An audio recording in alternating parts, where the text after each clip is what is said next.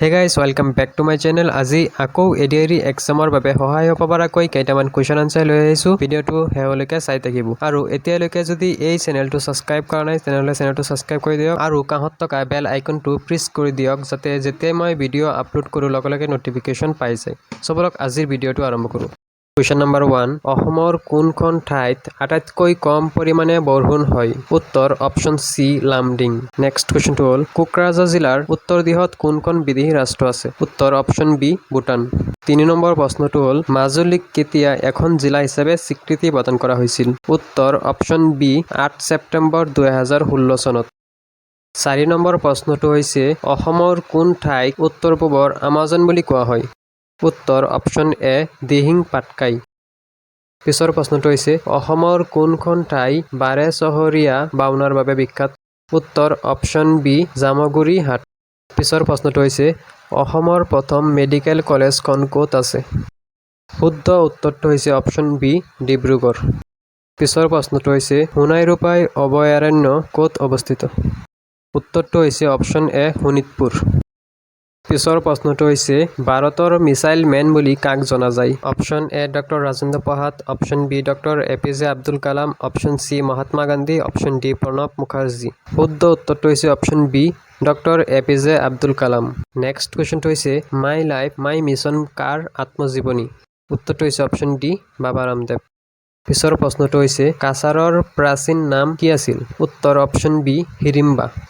পিছৰ প্ৰশ্নটো হৈছে নিম্নলিখিত কোনখন দেশ সাৰ্কৰ সদস্য নহয়? এই অপশন কেইটাৰ ভিতৰত শুদ্ধ উত্তৰটো হৈছে অপশন সি ছিংগাপুৰ। পিছৰ প্ৰশ্নটো হৈছে আজান পীৰ অসমলৈ কাৰ ৰাজত্বকালত আহিছিল? উত্তৰ option A Pratap Singh. Next কুৱেশ্যনটো হ'ল তলৰ কোনখন ব্ৰহ্মপুত্ৰৰ উত্তৰ পাৰৰ উপনৈ? অপশন কেইটাৰ ভিতৰত শুদ্ধ উত্তৰটো হৈছে অপশন বি সোৱণশিৰি। নেক্সট কুৱেশ্যনটো হ'ল গুগলৰ মুখ্য কাৰ্যালয় ক'ত অৱস্থিত? শুদ্ধ উত্তৰটো হৈছে অপশন বি কেলিফৰ্ণিয়া। পিছৰ প্ৰশ্নটো হৈছে কোনখন নদীক বংগৰ দুখ বুলি কোৱা হয়? উত্তৰটো হৈছে অপশন চি দামোদৰ নদী। পিছৰ প্ৰশ্নটো হৈছে অসমৰ উচ্চতম মন্দিৰটোৰ নাম কি? উত্তৰটো হৈছে অপশন এ মহামৃত্যুঞ্জয় মন্দিৰ। নেক্সট কুৱেশ্যনটো হ'ল লাওখোৱা বন্যপ্ৰাণী অভয়াৰণ্য ক'ত অৱস্থিত?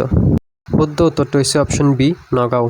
নেক্সট কুৱেশ্যনটো হ'ল কোন ঠাইক অসমৰ মানচেষ্টাৰ বুলি জনা যায়? উত্তৰ অপশন বি শুৱালকুছি। নেক্সট কুৱেশ্যনটো হ'ল 18 নং ৰাষ্ট্ৰীয় ঘাইপথ তলৰ কোনখন ৰাজ্যৰ মাজেৰে পাৰ নহয়? উত্তৰ অপশন চি বিহাৰ। নেক্সট কুৱেশ্যনটো হ'ল সূৰ্যৰ পৰা পৃথিৱীলৈ পোহৰ আহি পাওঁতে কিমান সময় লাগে? উত্তৰটো হৈছে অপশন এ 8 মিনিট।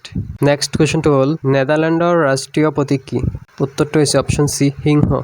পিছৰ প্ৰশ্নটো হৈছে আনন্দ চন্দ্ৰ বৰুৱাই কোনখন গ্ৰন্থৰ বাবে সাহিত্য অকাডেমী বঁটা লাভ কৰিছিল?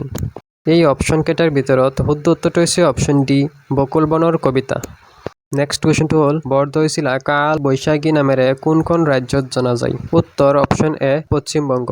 পিছৰ প্ৰশ্নটো হৈছে পাকিস্তানৰ ৰাজধানীৰ নাম কি? উত্তৰ অপশন এ ইছলামাবাদ। আৰু আজিৰ লাষ্ট কুৱেশ্যনটো হ'ল অসমৰ ৰাজ্যিক পানীয় কি? আৰু এই অপশন কেইটাৰ ভিতৰত শুদ্ধ উত্তৰটো হৈছে অপশন ডি চাহ।